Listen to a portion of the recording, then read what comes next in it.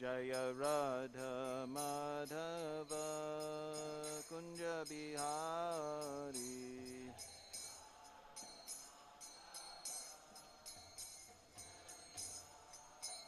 Jaya Gopi Jana Vallabha Girivaradari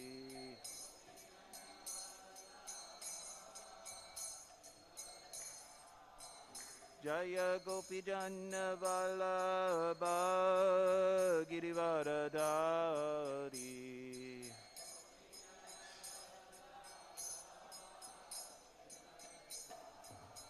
Yashoda Nandana Braja Jana Ranjana Yashoda Nandana Braja Jana Ranjana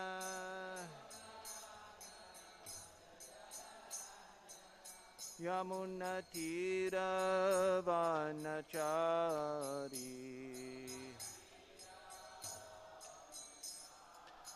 Yamuna Tira Vanachari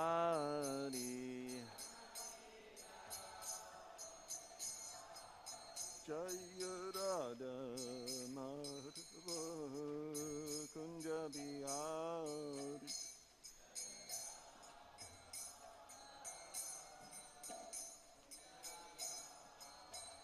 Jaya Radha Madhava Kunja Bihari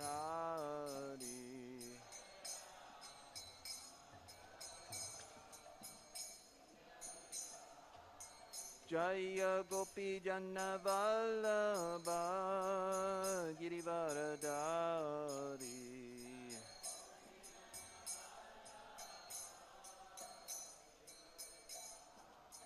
Jaya Gopi Jana Vallabha Girivaradari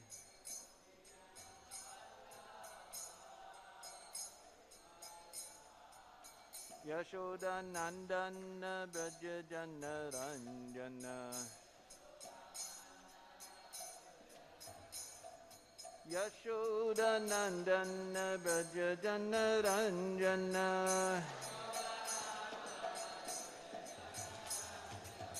Yamuna Tira Vanachari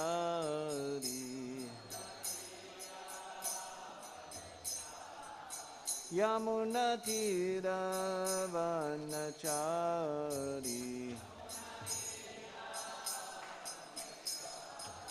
Hare Krishna Krishna Krishna Hare Hare Hare Rama Rama Rama Hare Hare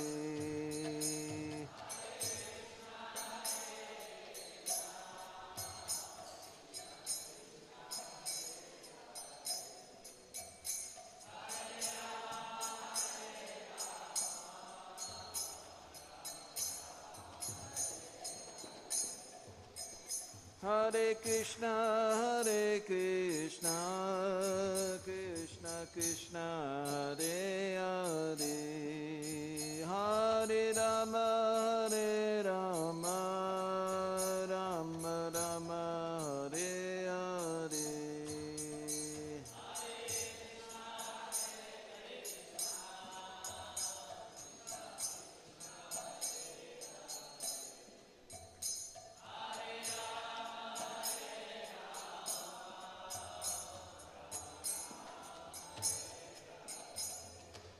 Hare Krishna Krishna Krishna Hare Hare Hare Rama Rama Rama Hare Hare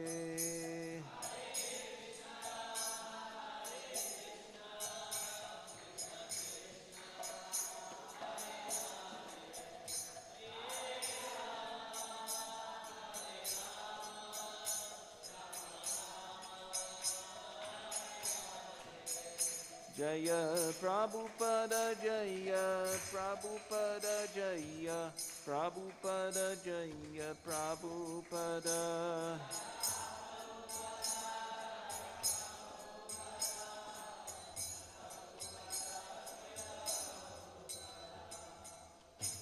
Jayam Vishnupad Paramahamsa Parivar Jagachaya Statara Shatta Shri Śrīmad His Divine Grace A.C. Bhaktivedanta Swami Srila Prabhupada Ki Jai Śrīmad-Bhāgavatam Ki Jai Gaura Premanandi Hari Bol Hare Krishna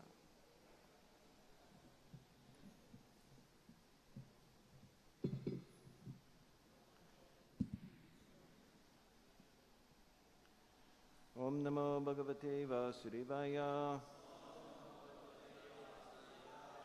Om Namo Bhagavate Vasudevaya Om Namo Bhagavate Vasudevaya. This is a reading from Śrīmad-Bhāgavatam, Canto 5, Chapter 13, Text 10.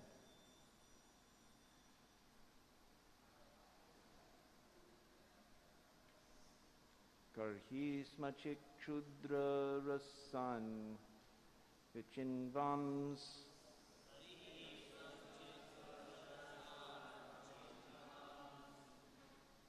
tan-makṣikābhir vyathito vimānaḥ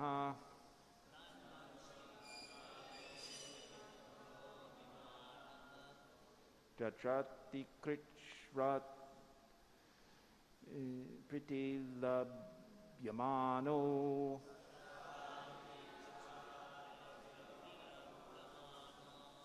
balād vilumpanty tato anye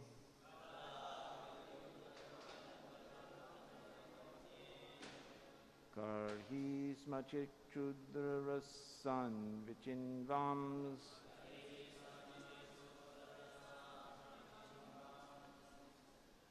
tan-makṣikābhir vyathito vimānaḥ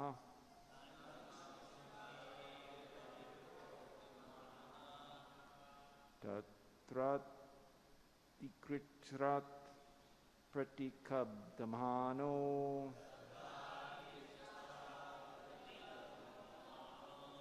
balād vilumpanty tato anye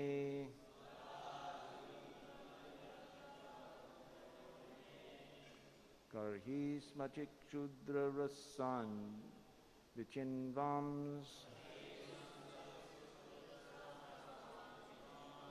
tan-makṣikābhir vyathito vimānaḥ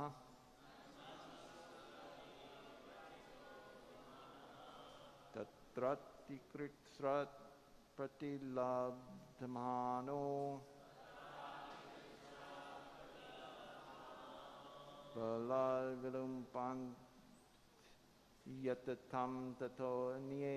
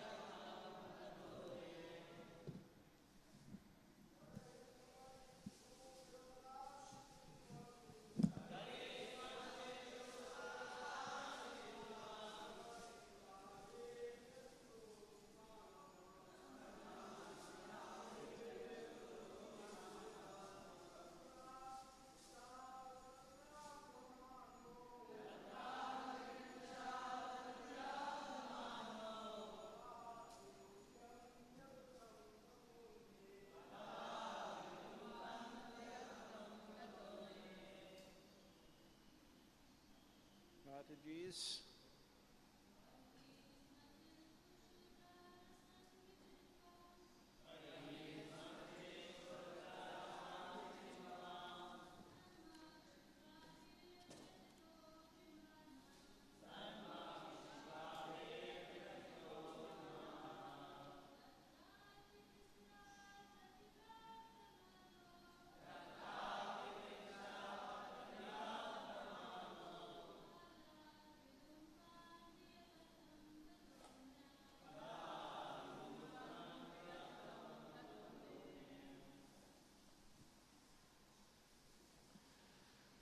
Karhi smachit, sometimes, kṣudra, very insignificant, rasān, sexual enjoyment, vicinvan, searching for, tat, of those women, makṣikābhiḥ, by honeybees or the husbands or family members. Vyathitaḥ, very much aggrieved. Vimānaḥ, insulted. Tatra, in that. Atha, very much. Kṛcchrāt, with difficulty because of spending money. Pratilabdhamāno, obtaining sexual enjoyment. Balāt, by force. Vilumpanty, kidnapped. Atha, thereafter. The object of sense enjoyment. The woman. Tataḥ, from him. Anye, another debauchee. Translation and purport by His Divine Grace Srila A.C. Bhaktivedanta Swami Srila Prabhupada. Sometimes, in order to have a little insignificant sex enjoyment, one searches after debauched women. In this attempt, one is insulted and chastised by the women's kinsmen. This is like going to take honey from a beehive and being attacked by the bees. Sometimes, after spending lots of money, one may acquire another woman for some extra sense enjoyment. Unfortunately, the object of sense enjoyment, the woman, is taken away or kidnapped by another debauchee. Please repeat responsively. Sometimes, in order to have a little insignificant sex enjoyment, one searches after debauched women. In this attempt, one is insulted and chastised by the women's kinsmen. This is like going to take honey from a beehive and being attacked by the bees. Sometimes, after spending lots of money, one may acquire another woman for some extra sense enjoyment. Unfortunately, the object of sense enjoyment, the woman, is taken away or kidnapped by another debauchee. Purport. In a great forest, honeycombs are very important. People often go there to collect honey from the combs, and sometimes the bees attack and punish them. In human society, those who are not Krishna conscious remain in the forest of material life, simply for the honey of sex life. Such debauchees are not at all satisfied with one wife. They want many women. Day after day, with great difficulty, they try to secure such women, and sometimes, while trying to taste this kind of honey, one is attacked by a woman's kinsman and chastised very heavily. By bribing others, one may secure another woman for enjoyment. Yet another debauchee may kidnap her or offer her something better. This woman hunting is going on in the forest of the material world, sometimes legally and sometimes illegally. Consequently, in this Krishna consciousness movement, the devotees are forbidden to have illicit sex, and thus they avoid so many difficulties. One should remain satisfied with one woman, being duly married. One could satisfy one's lusty desires with his wife without creating disturbances in society and being punished for doing so. Om Ganatamarandasya Gananjana Shalakaya Chakshurunmilitam Yena Tasmai Shri Gurave Namaha Shri Chaitanya Manobhistam Stapitam Yena Bhutale Swayam Rupa Karamayam Didati Swapadantikam Vandeyam Shri Guru Shri Yudapadakamalam Shri Guru and Vaishnavams Shri Rupam Sagrajatam Sahagana Raganatan Vatam Tam Sativam Sadvaitam Savadutam Parijanasetam Krishna Chaitanya Devam Shri Radha Krishna Paran Sahagana Lalita Vishri Vashakanvatam Namo Om Vishnu Padaya Krishna Prastaya Bhutalaya Shmati Bhakti Vedanta Swaminiti Namane Namaste Saraswati Devi Gaurvani Pacharne Nirvashesha Shunivari Pashtata Desh Tarane Vanchakalpatarubhasya Kripsnevacha Paritanam Bhavanebhyo Vaishnavebhyo Namo Namaha Jaya Shri Krishna Chaitanya Prabhu Nityananda Shri Advaita Gadadhara Shri Vasari Gaura Bhaktivinoda Hare Krishna Krishna Krishna Hare Hare Hare Rama, Rama Rama, Hare Hare. That's okay.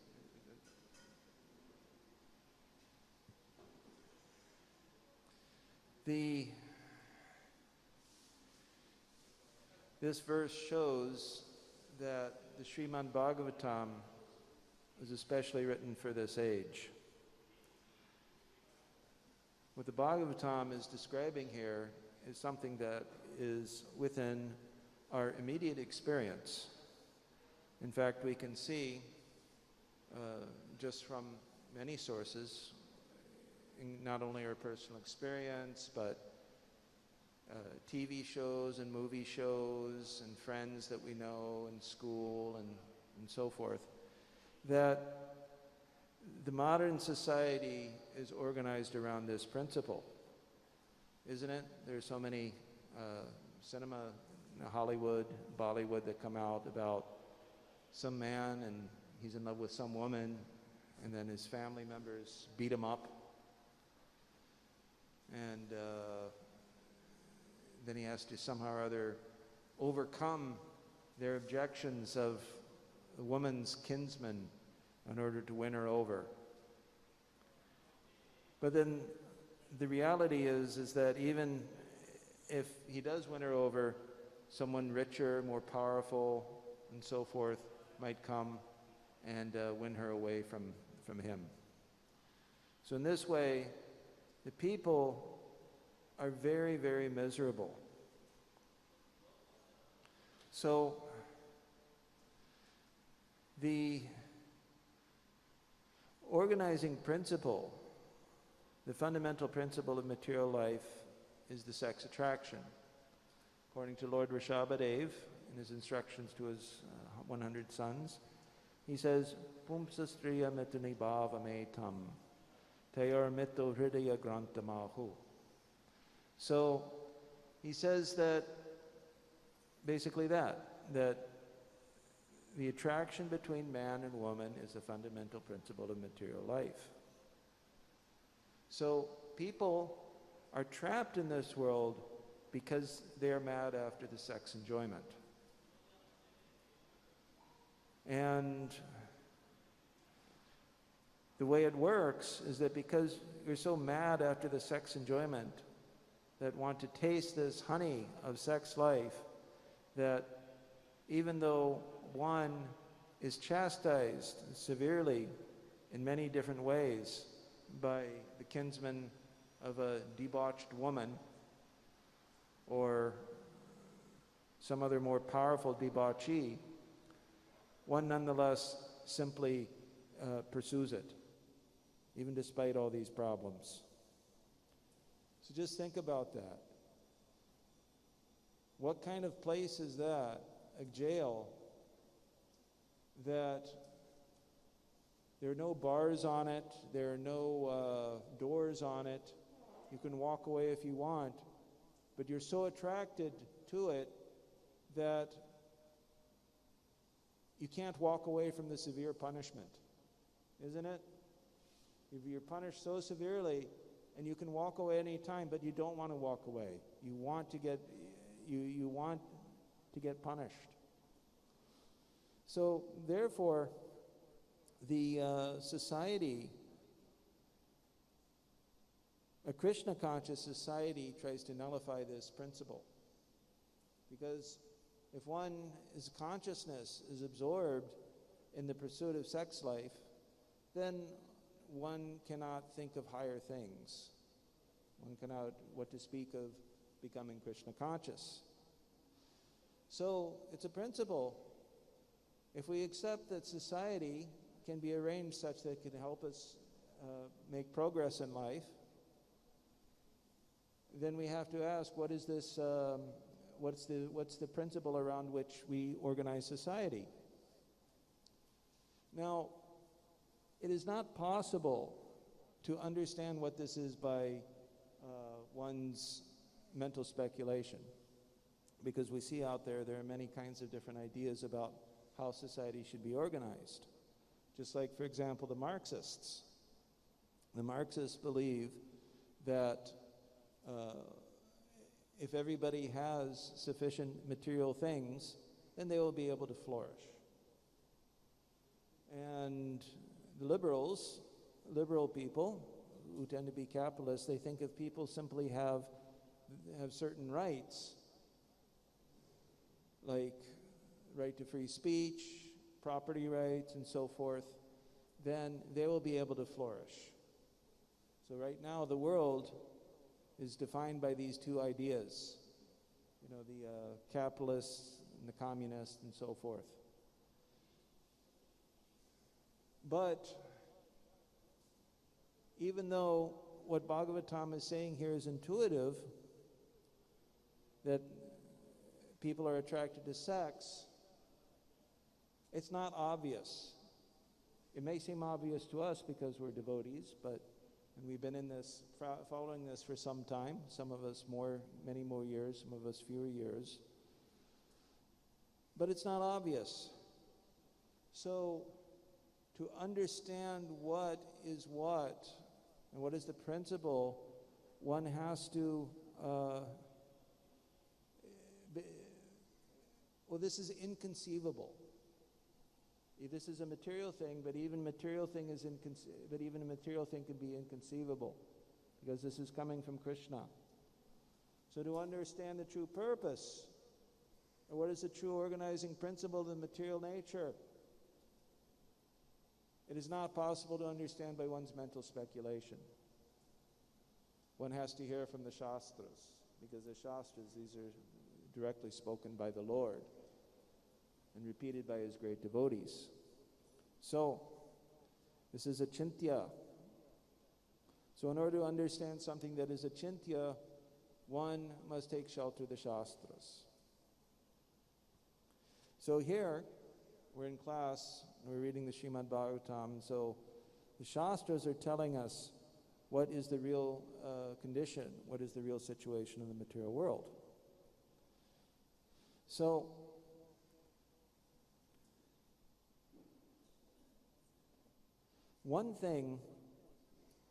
another thing that is not so obvious, it's not so intuitive, is that this idea, almost everybody in the world will agree with. Almost everybody in the world will say that yes, this is wrong, it is not right for a man to go after debauched women. It's not right for a man to go after women for sex indulgence, isn't it? Those of you who've worked in corporate sector, all these corporations, they have like a code of conduct. In the code of conduct, there's a big, long section in there on sexual harassment. And practically speaking, if we took their principle on sexual harassment and brought it into the ISKCON society, it would hardly be any different, isn't it? You're not allowed to have anything to do any sexual harassment of women, anything, even practically speaking, looking at a woman, talking with a woman. Is that not a fact? That the corporate values are not so different from what we're reading here. But here's the problem, is the corporate values, just like the rest of the material world, they're still Shri Śrīmad-Bhāgavatam ki jai, Shri Gonatai ki jai, Shri Sitaram Lakshmana Hanumanji ki jai. So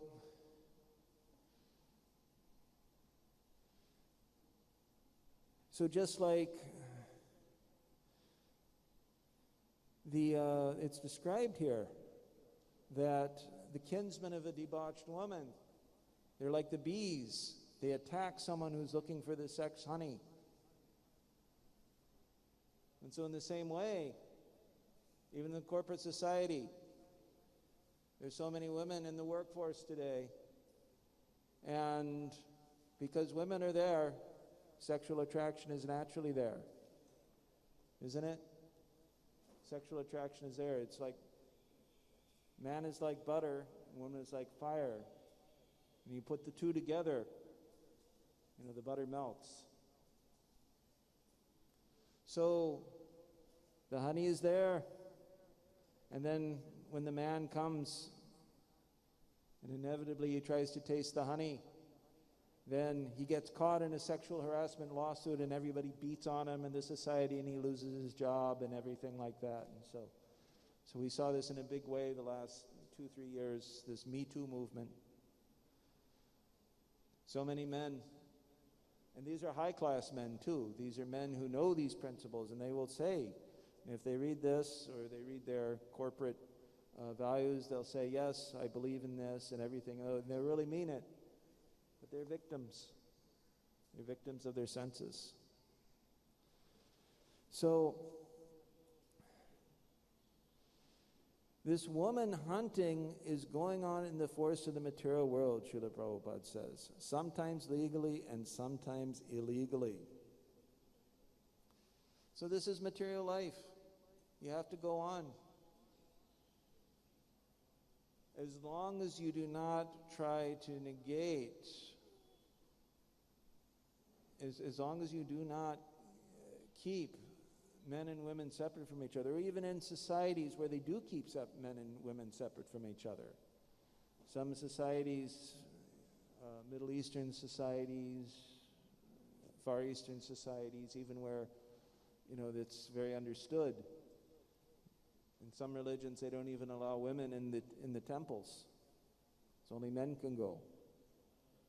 But still, they keep harems, many, many women for sense enjoyment. Some of the very wealthy, rich people. So it's not enough, either by tradition or culture or corporate principles or so forth, to acknowledge this. One must also know what is the ultimate goal. And one can only know that through the Shastras as given to us by the great rishis and acharyas.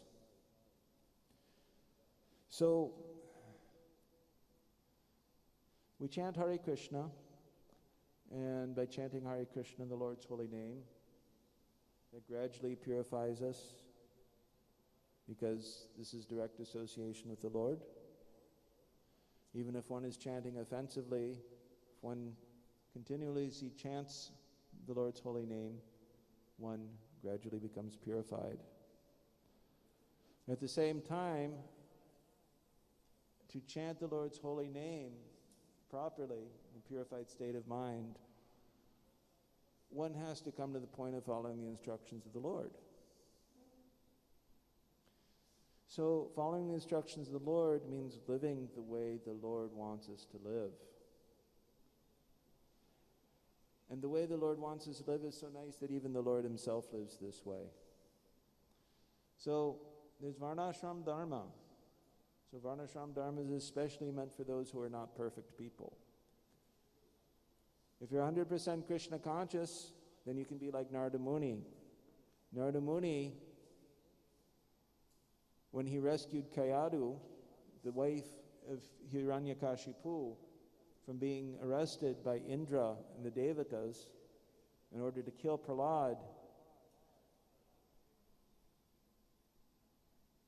of course they were informed that Prahlad was a great devotee and they agreed to let Narada take her, but Kayadu lived in the ashram with Narada Muni, who was a brahmachari. So how is that possible? Narada Muni, he's such a great saintly person that he's actually beyond this sex attraction by the mercy of the Lord. So these rules and regulations here about avoiding contact with women and so forth, these are not meant especially for, these are not meant particularly for great saints, but they're meant especially for those of us who are not on that platform. So this is the varnashram. So there's a lecture that Prabhupada he gave also on this verse of Pumsastriyam bhavam etam. He talks about the purpose of varnashram. He said in that lecture that because this is the principle, if it were not for organizing, reducing the sex attraction, there would be no need for the varnashram principles. So the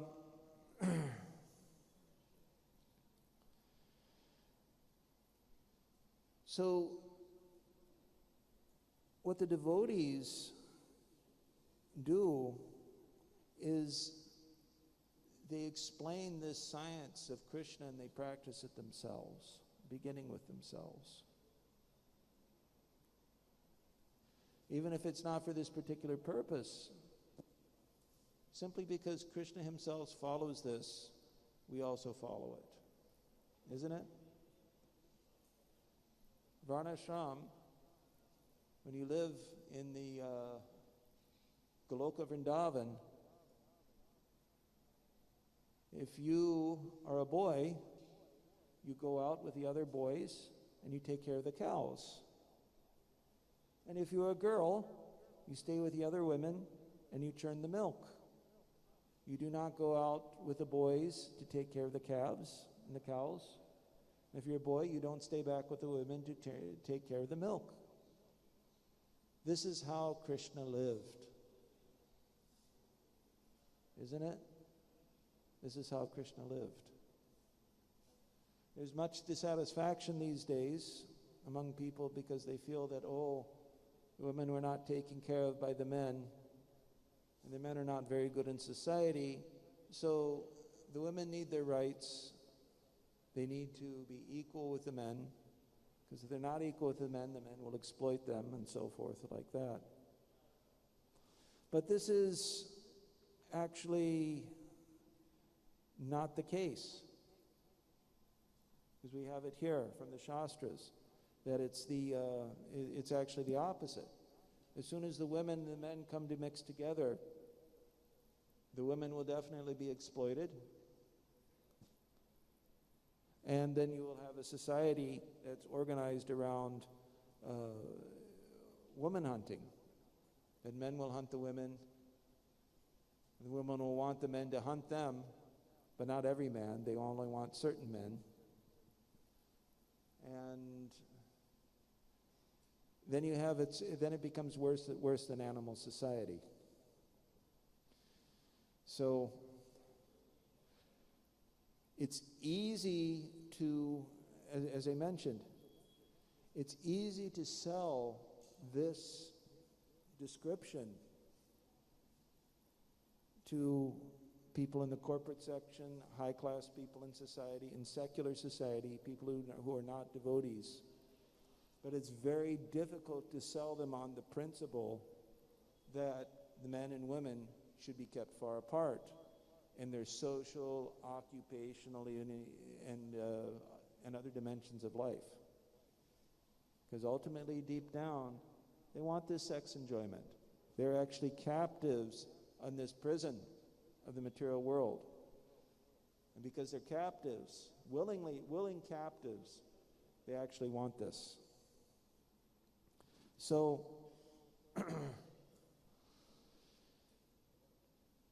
so our job as devotees is to convince people to somehow or other become Krishna's devotee. Because if you become Krishna's devotee, then you will also take up Krishna's way of life, isn't it? Arjuna said, Sarvameta-dhritam anye. He said, I accept everything that you have told me. Sarvameta-dhritam anye yan mam varasi. Keshava. Everything you have told me. And then we have the issue of people who are, well, I accept some of the things that Krishna has told me, but not everything. This is a very dangerous position to be in. Because let's say I only accept some things that Krishna tell me, and I don't accept other things that Krishna tell me. Like I believe that, there should be equal rights between men and women, but I accept the chanting of the Hare Krishna. Eventually you'll give up the chanting of Hare Krishna too, or people after you, people in your parampara will eventually break. It's like this, that having partial faith in the Lord is the same thing as having no faith. Some examples of this. When Krishnadas Kaviraj Goswami, his brother, it's mentioned at the beginning that his brother had faith in Lord Chaitanya, but not Lord Nityananda. So he had faith. He can't say he didn't have faith, but because he didn't have faith in Lord Nityananda, he fell down. And also the sons of Advaitacharya. Advaitacharya had 6 sons, 3 were faithful to him, 3 weren't. So it's described how that those sons who didn't have faith in Advaitacharya, they actually had faith that Advaitacharya was the Supreme Personality of Godhead, but they thought that he was the tree himself, the Chaitanya tree, that Lord Chaitanya was actually came by the order of Advaitacharya, that actually Chaitanya Mahaprabhu is like an amsha, or he's a part, he's dependent on Advaitacharya, but actually Advaitacharya is actually, he's a, an amsh of Chaitanya Mahaprabhu. So because of that misunderstanding, they also fell down. They also gave up the principles of devotional service, became atheistic and so forth. So they had faith. They actually had faith that Advaitacharya was the personality of God, and he was right. But they did not have faith, but they had the wrong understanding. And because they had the wrong understanding, they also fell down. So it's a whole package deal. How to become convinced of this ourselves and how to convince others. It begins with accepting everything that Krishna says, everything that Prabhupada and the Acharyas say. It's a whole package deal. We don't look in the book and says, well, okay, Prabhupada, he described much about the varnashram system, but we don't really understand it. We can't understand that. He says, no, it's not acceptance. That will lead to atheism. That will lead to actually giving up Prabhupada and his instructions. Guarantee you. Guarantee you. So, and that will mean also too that the Krishna conscious movement, these 4 regulative principles, giving up the illicit sex and so forth, that will also be given up.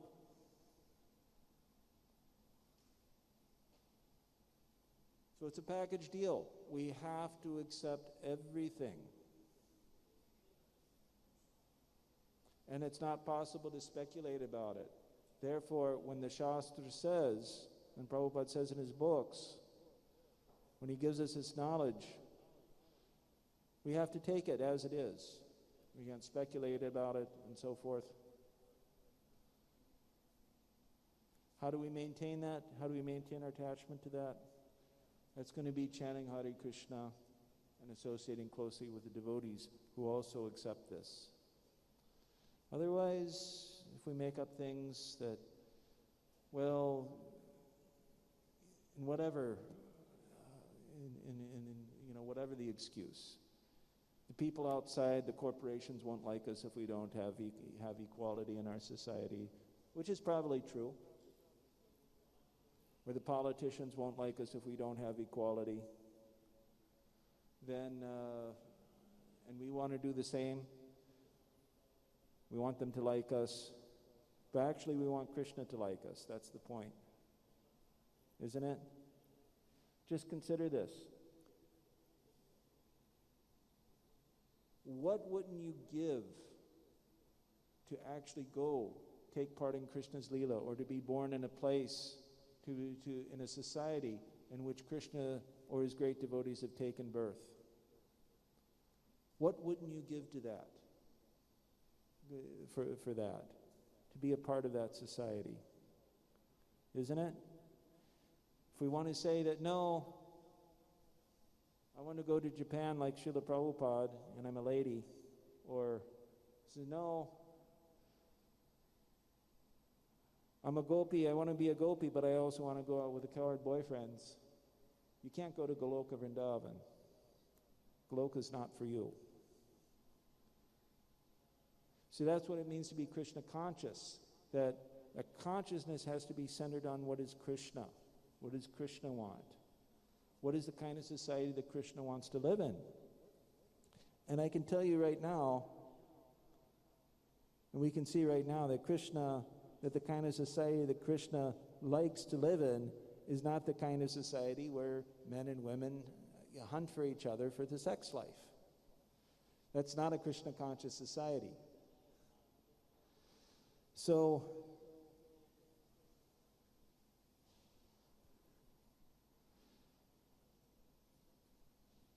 one sign that you're moving away from the Krishna conscious society is when you see that people emphasize the impersonal. Srila Prabhupada talks about this in the purport to the very first verse of Śrīmad-Bhāgavatam.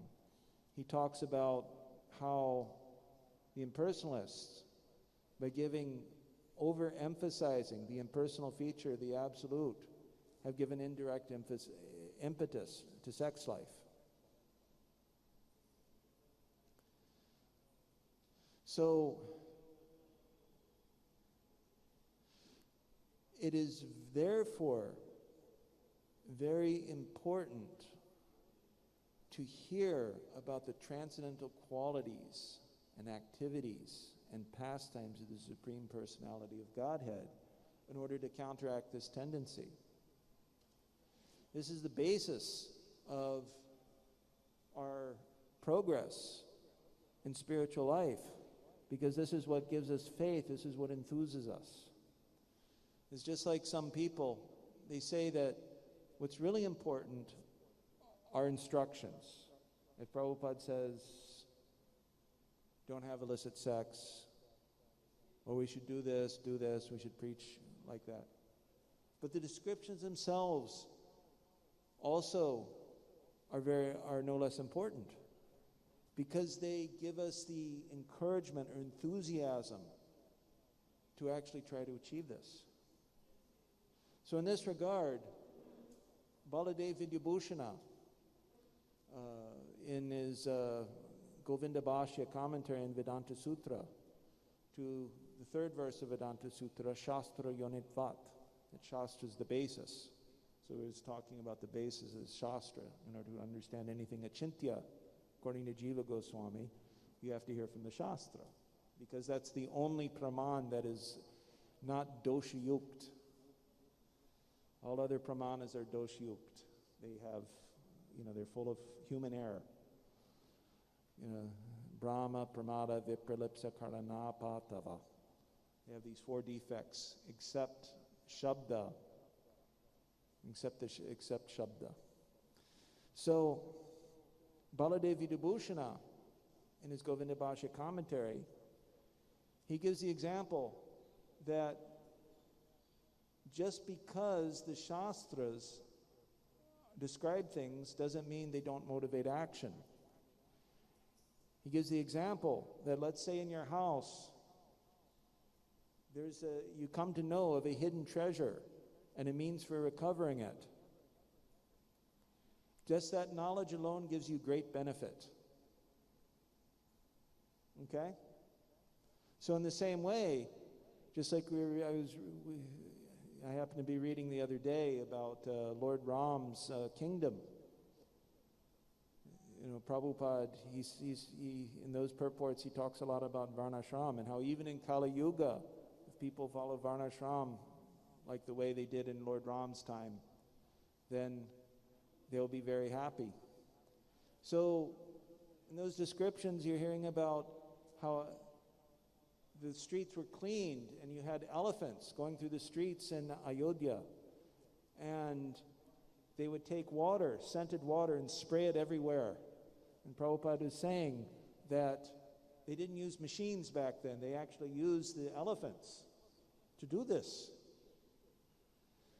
And there's descriptions that the palace of Lord Ram, it had these columns that were made of jewels, chintamani, this touchstone, and the floor was marble inlaid with emeralds. And everybody, all the servants were very nicely dressed. They looked like gods themselves.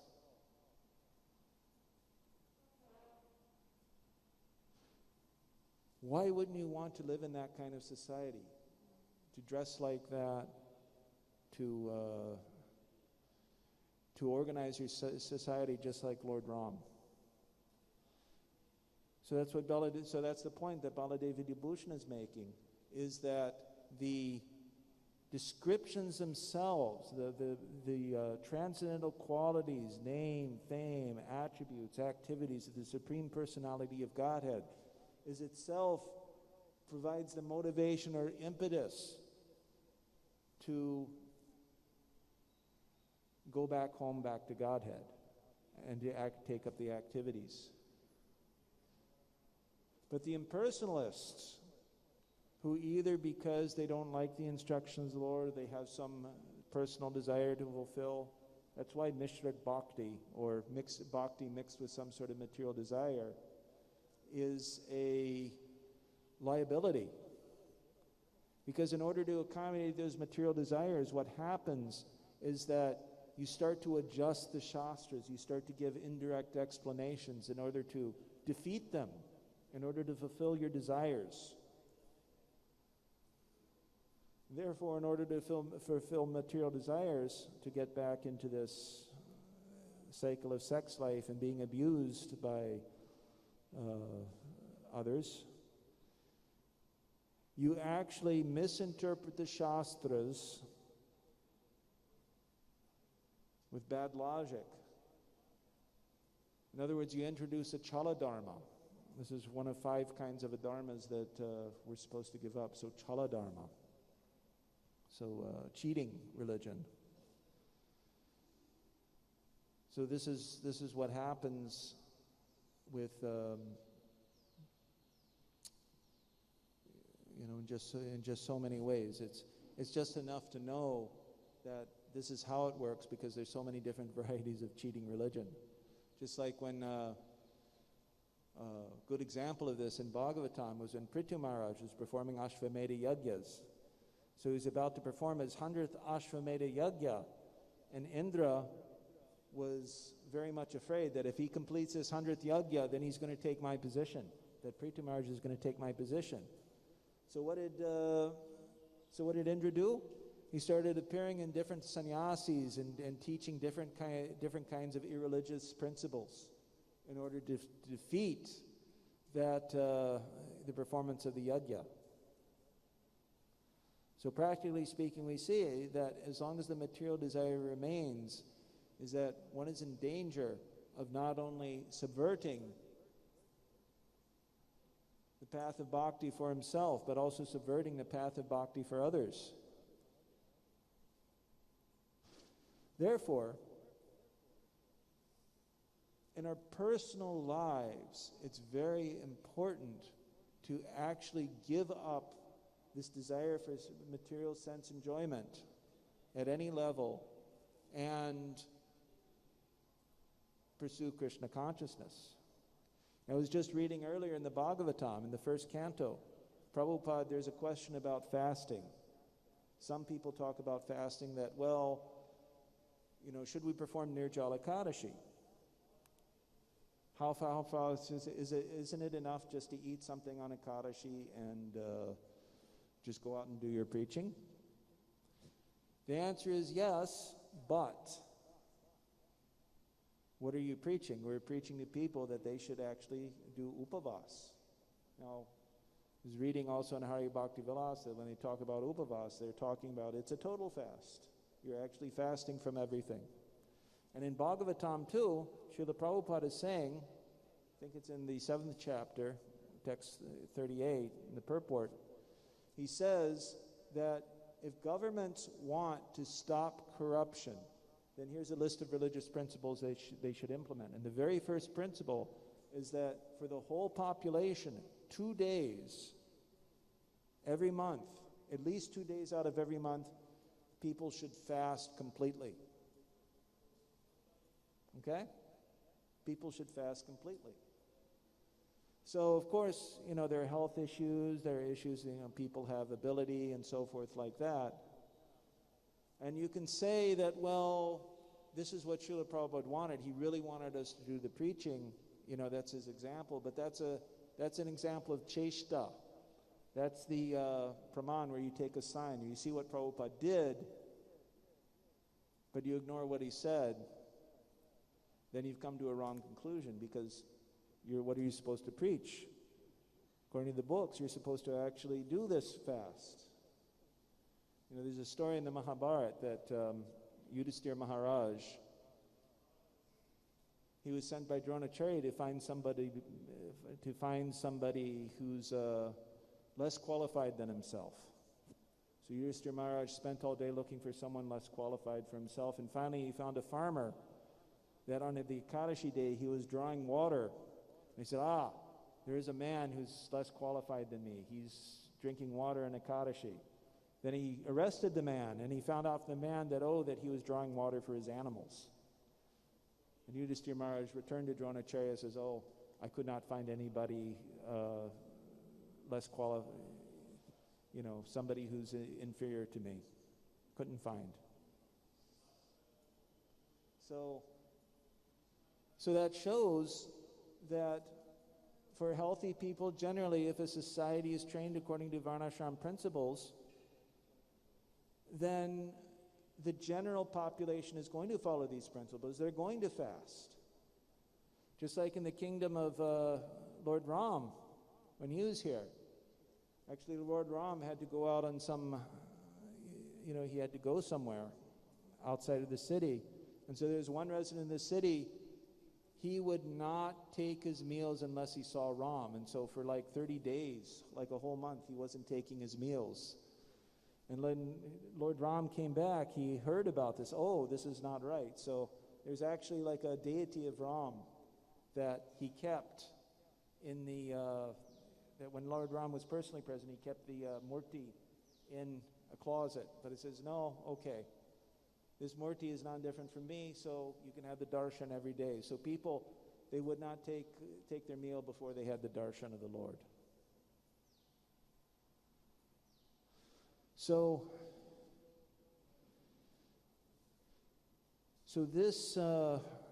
counteracting this tendency for material enjoyment, this sex life, it doesn't just involve just being forbidden to have sex life. There's a way to do it. And so these are parts of the ways to do it. Part of the way is that one has to follow these principles in order to become strong, in order to become able to do it. And the second thing is one has to actually be enthused by the examples and transcendental characteristics of the Lord. If those are defeated by chala dharma or some other method, then there is no hope of being saved from the sex enjoyment. So I want to stop here. If there are any questions.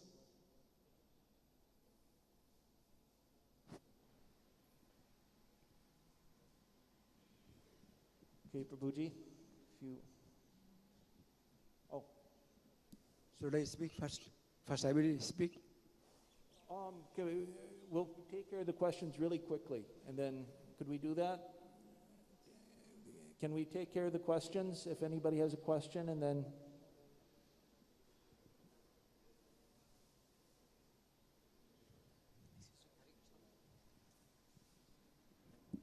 Hare Krishna. Thank you very much, Prabhuji, for a very difficult topic to be covered. You presented several perspectives, and my question is specifically about the context of Srila Narada Muni. Although he's a Mahabhagavata and Mahajana, the question comes in terms of principle, which is the higher principle that he sets an example by showing his exception as a Mahabhagavata, or he sets an example by behaving the way other brahmacharis should behave. How do we reconcile that? This answer is given by Shukadeva Goswami to Parikshit Maharaj, when Parikshit asked about Krishna's dancing in the Ras Leela with the gopis. So he said, what's the verse? He says, Vachanam Satyam. How's the verse begin? Vachanam Satya. It's he says that the words of great saints of the Ishvaranam Vachasatyam, Ishvaranam Vachasatyam Taiva Charitam Kvachit. So, let's see. How's the rest of it go? Tesham yat. Swavacho yuktam.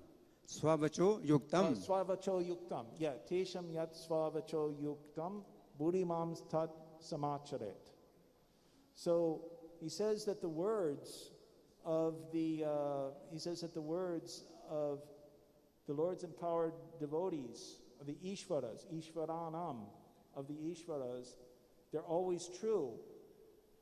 And their acts, which are in accordance with those words, are exemplary. Okay? Therefore, an intelligent person should carry out their instructions. So sometimes in Ishvara, he may do something that is not in accordance with what the words are. Okay, just like Krishna is dancing with the gopis, or Lord Shiva is drinking an ocean of poison. Okay, so you act according to their instructions. So this is also another important point too, like Jiva Goswami in Tattva Sandarbha, the beginning of Tattva Sandarbha. He says that he gives a list of 10 pramanas, and one of those is cheshta, which is example. Okay, if I give a sign, if I say like something is this high or something, but I don't say anything, that's cheshta, or sometimes Prabhupada's example, like you say. But if it supports the conclusion of the Shastras, then that's accepted. So same thing, it's exemplary if the acts are also according to the words. Then you take that as something to follow. So in the case of Narada Muni, he's doing something, but it's not in accord with the Shastric injunctions that we're supposed to follow. That's not for us to follow.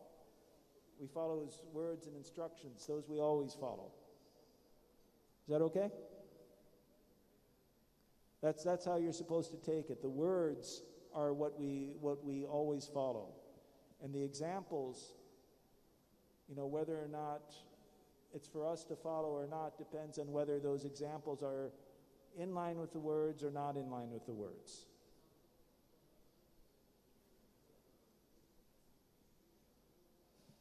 Hare Krishna. हरे कृष्णा, धन्यवाद। तो आज के श्लोक में ये बताया क्षुद्र-रसान् विचिन्वांस, यानी तुच्छ रसों को ढूंढ रहा है। तो जीव है ये भगवान को छोड़ करके इस भौतिक जगत में तुच्छ क्षुद्र रसों को ढूंढ रहा है, जबकि वैकुंठ में उसको ऊंचे रस प्राप्त हैं और ढूंढना नहीं पड़ता है, स्वतः मिलते हैं। तो वैकुंठ में जो ऊंचे रस हैं उसको स्वतः मिलते हैं, तो उनको छोड़ करके, भगवान को छोड़ करके इस भौतिक जगत में क्षुद्र रसों को ढूंढ रहा है। और जो क्षुद्र रस हैं वो क्या है, गीता में भगवान बताते हैं, 18वें अध्याय का 38वां श्लोक है कि विषयेंद्रिय संयोगात यत्तदग्रे अमृतोपमम्। जो विषयों का संपर्क इंद्रियों से होता है तो वो जो है प्रारंभ में अमृत की तरह लगता है और परिणाम में विषमे, और परिणाम में जहर की तरह लगता है। तत्सुखम राजसम स्मृतम। तो जितने भी सुख हैं इस भौतिक जगत में वो सब जो है विषयों के जो है द्वारा प्राप्त होते हैं, विषय सुख हैं। और विषय सुख क्षुद्र हैं। क्यों क्षुद्र हैं? क्योंकि प्रारंभ में जो अमृत की तरह लगता है वो परिणाम में विष की तरह हो जाता है। लेकिन जो वैकुंठ की रस है वो सब जो है अमृत है।